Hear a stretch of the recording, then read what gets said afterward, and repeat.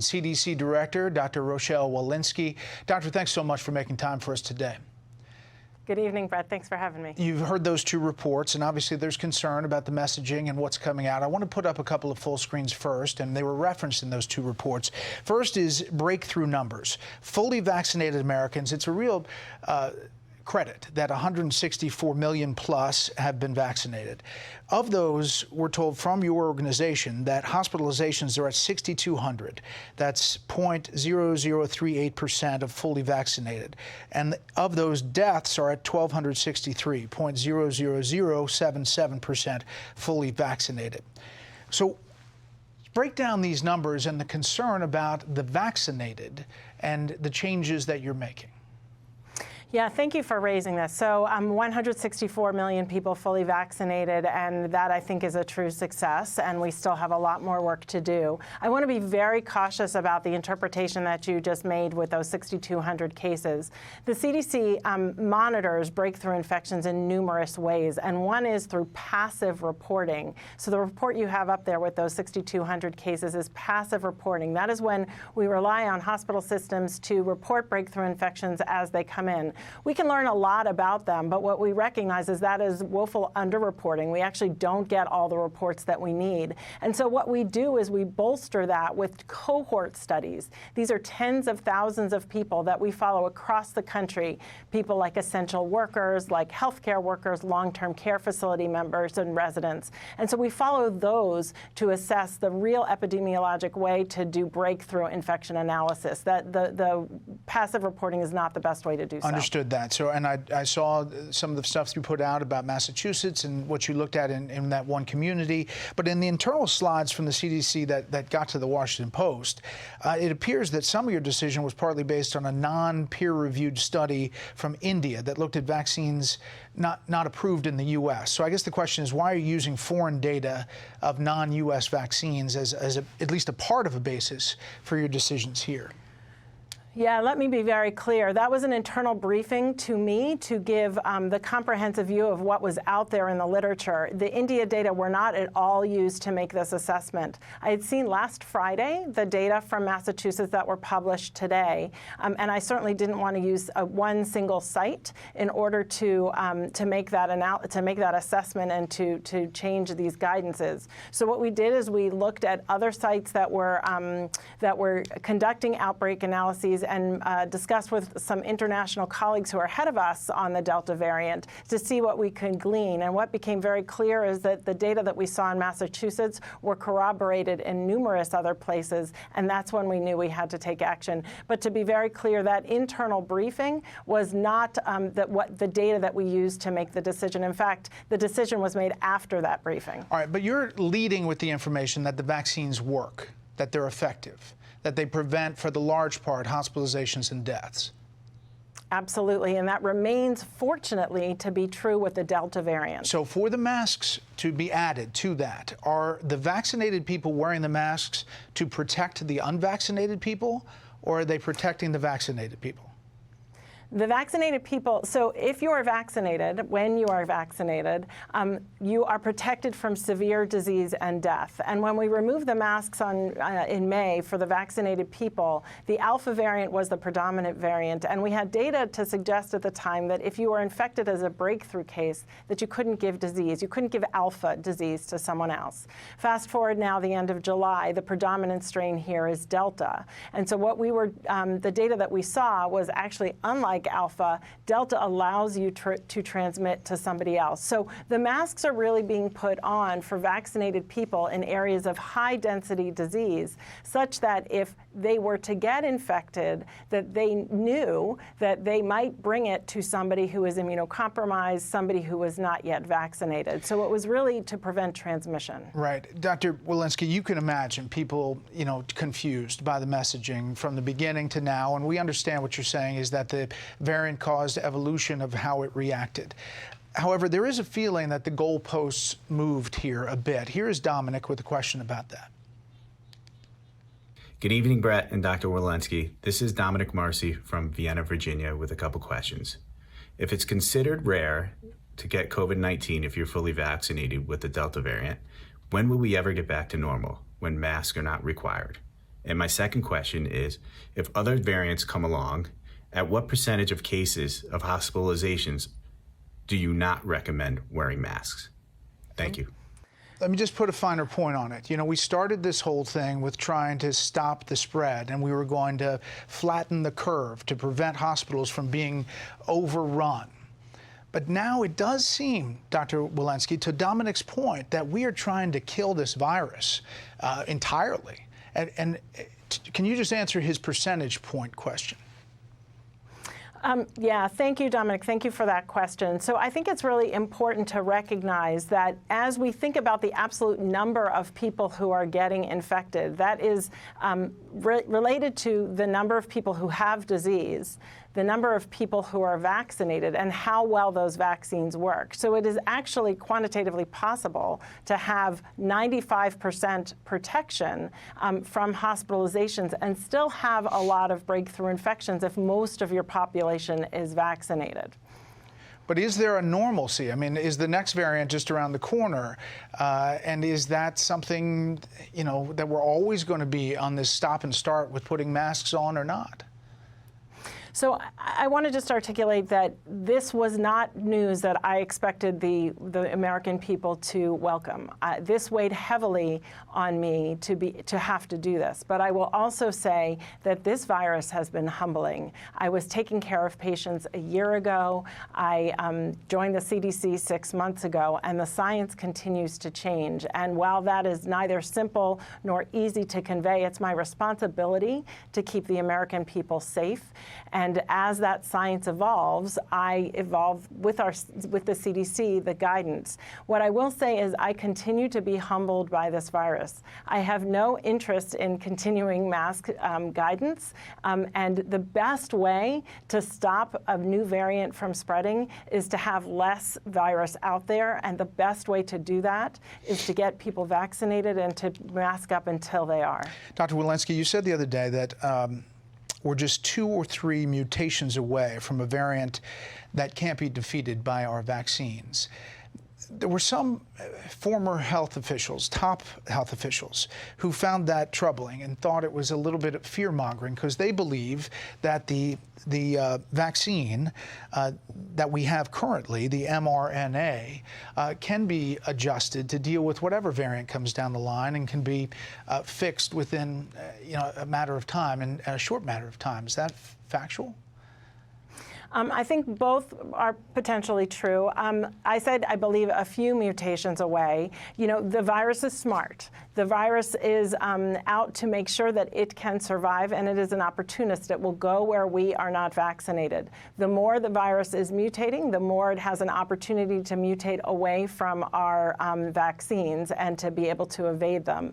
That, I think, is true, and that's the general concern of science. We're not there yet, and we're very lucky to not be there yet, but we have a lot of virus circulating here. It is very true, and I think it's a scientific win that we have mRNA vaccines that can be adapted for new viral variants, new mutations, and that's amazing. However, that will take some time, and so what we'd really like to do is not have to be in that place. Last question quickly. We're going to take a break in a second, but speaking of time, when is the FDA going to authorize the full approval of vaccines that have been on emergency authorization so far? The president the other day said it's the fall, but the FDA has put out that it might be January 2022. Why is it taking so long? You know, I don't know the FDA's timeline or plans. I will leave that squarely with the FDA. But what I do know is that the due diligence and the science and the review and the epidemiologic data need to be done, and the FDA is working hard to do so. Are you for mandating a vaccine on a federal level? You know, that's something that I think the administration is looking into. It's something that I think we're looking to see approval of from the vaccine. Overall, I think in general, I am all for more vaccination. But you know, I have nothing further to say on that except that we're looking into those policies. And quite honestly, as people are doing that locally, those are individual local decisions as well. Right. But you're in the medical field, and you can hear the pushback from people who say, I need to determine what is put inside my body with my doctor. So you get that pushback. I completely understand the pushback, and I also understand that this is not unlike other things that are mandated, other vaccines that are mandated for school-going children, for healthcare personnel. I'm mandated every year as I work in the hospital to get a flu vaccine. So I understand both perspectives in that story. I understand. But why is it then, Dr. Walensky, that such a high percentage of medical personnel are not taking the vaccine? Yeah, again, this is a very heterogeneous country, and so if you look at certain parts of the country, there are high levels of vaccination, and if you look at other levels of other parts of the country, there are lower levels of the vaccination. I think it's really important to understand that everyone has a different reason for either wanting the vaccine or not wanting the vaccine. So this is not about, why is this demographic not getting it? Some people haven't had access, some people haven't had time off, some people don't understand its benefits. Some people are worried about the side effects. So I think as we go and try and provide information to people who are not yet vaccinated, I feel like it's our job to understand what their hesitancies are and then to use information that we have that they are interested in to try and use that information so that at the end of a discussion, they will want the vaccine. I've talked to a lot of medical experts, a lot of people I trust who say the profile for these vaccines is really great as far as efficacy standpoint. However, there are indications of pockets of, and whether that's hundreds or thousands, of people who have problems. There are people who say they've linked it to deaths, whether this number is very small. Are those things being looked at by the CDC? Is that investigation happening? We don't hear about it, obviously. Absolutely. We are watching this incredibly carefully through numerous different vaccine safety systems. This vaccine adverse event system, we have a VSAFE system, a passive reporting system. We have what we call a vaccine safety data link that is collaborating with hospitals. We are watching this extraordinarily carefully. And what I would say is we have vaccinated 164 million Americans.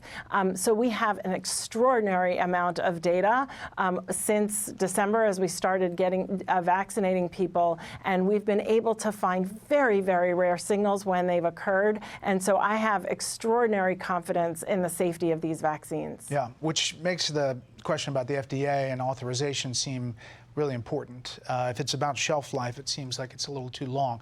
I want to turn to schools. There's a lot of parents who send in questions all across the country. They're wondering what it's going to look like for their kids and masks, especially for young kids, 2, 3, 4, 5, 6. Here's Josh. Why is the CDC not looking at the emotional impacts and the other physical impacts that having a mask on a child as young as 3 or 4 or 5, 6, 7 years old? Nobody seems to be talking about the emotional or physical impacts that having a mask on a child for that long is having, and the CDC should be looking at this. Why are they not? Are you not, or are you?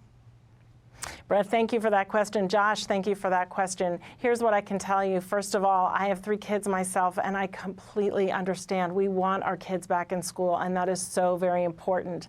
Over the summer, we've had numerous summer school outbreaks that have occurred when masks are not worn. We've had jurisdictions have had to close schools because there are so many clusters happening in the school system. So my primary goal is to get all our kids back in person safely for full-time learning, and to do so and to be able to keep the schools open to prevent those clusters from happening in school. Right now, the best way to do that is to have everybody masked because we do have disease in the community, and hopefully as we have vaccinations for kids and less disease in the community, we'll be able to scale back on the mask wearing. But those are cases, right? Those aren't hospitalizations and those aren't deaths. Do you have a percentage of kids, young kids, hospitalizations and deaths?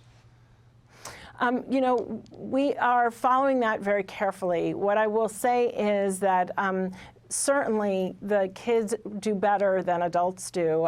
The older people, the more hospitalizations have occurred in demographics that are over the age of 65. But we are seeing illness in some kids who get COVID, and it's illness at the rates or even higher than the rates of influenza. So in my mind, as a vaccine preventable disease, we want to make sure that our kids stay in school, wearing a mask, and then when the vaccines, should the vaccines become available for our children, to vaccinate them to keep them safe and healthy. All right, here's what the head of the teachers union said about opening schools in the fall.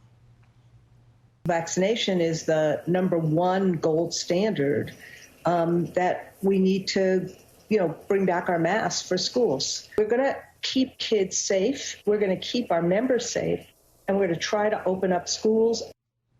Try to open up schools. It sounds like a maybe from Randy Weingartner. The NEA obviously is a union advocating for its members, and that's important. And it's an important stakeholder to the CDC, obviously setting guidelines for schools in the fall. But who are the advocates for the children and the parents, which teachers unions have not been, at least in that particular question? And as the CDC prepares recommendations for in-person learning, especially for kids under 12, as you heard Josh talk about, what's the scientific basis for masking young children?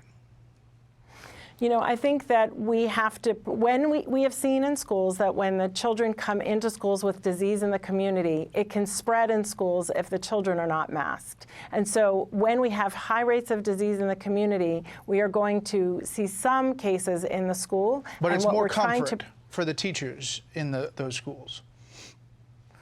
A lot of these kids, first of all, there is some disease in kids. These kids go back to homes where they have parents, they have immunocompromised parents, they have other children in the household. So really what we're trying to do is prevent spread in the schools and in the communities. And so, generally what we're trying to do is get our kids back in full-time in-person learning and to decrease the amount of disease in the communities so that our children can be back in school.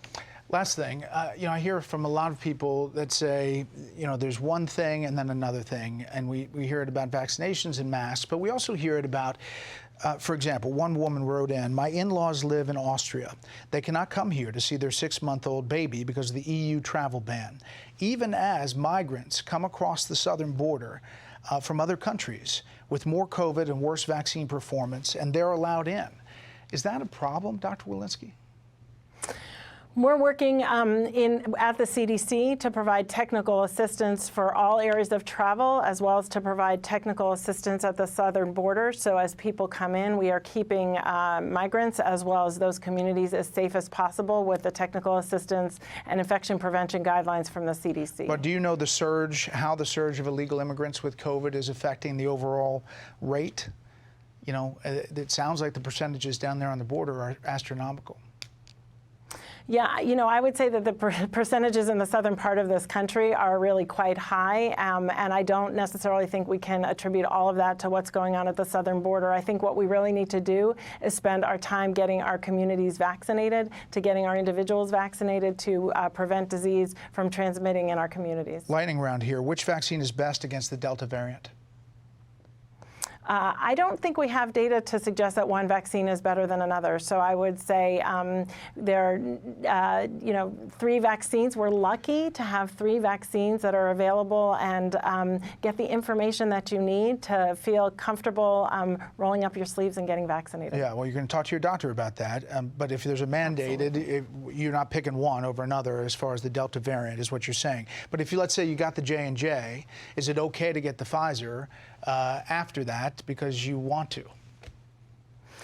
Right now, we don't have full data from J&J or the FDA to make an evaluation on that assessment. Which kind of leads to that question about data and details. I mean, it's been a long time, and you have a lot of 170 million people or 64. Don't you guys have a lot of data as of this point? So the FDA is looking at the data from the companies that are conducting these analyses. The CDC is not conducting crossover studies, as we call them, getting one vaccine and then getting a boost from a second. So the FDA have access to those data, and as they make those decisions, I am certain those data will become public. Should we avoid big crowds at this point? I mean, are we going to have an NFL season, an NHL season, an NBA season?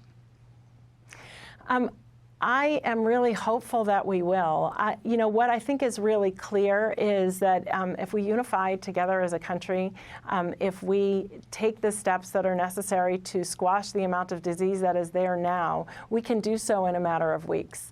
If we all get vaccinated, if we wear masks until then, there is so much that can be done in such a short period of time to squash this, and I would really love to see kickoff season. Last thing, Israel is already doing a booster for people over 60. Are we going to do that?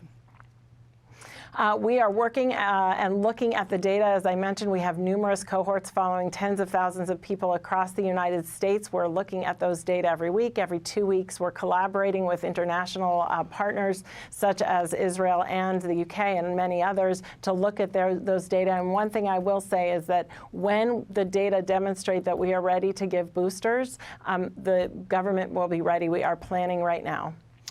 Dr. Walensky, we appreciate you giving us an extended amount of time. As you can hear by all the questions around the country, there's some confusion and a lot of concern, but we hope that you can come back sometime and continue to fill us in.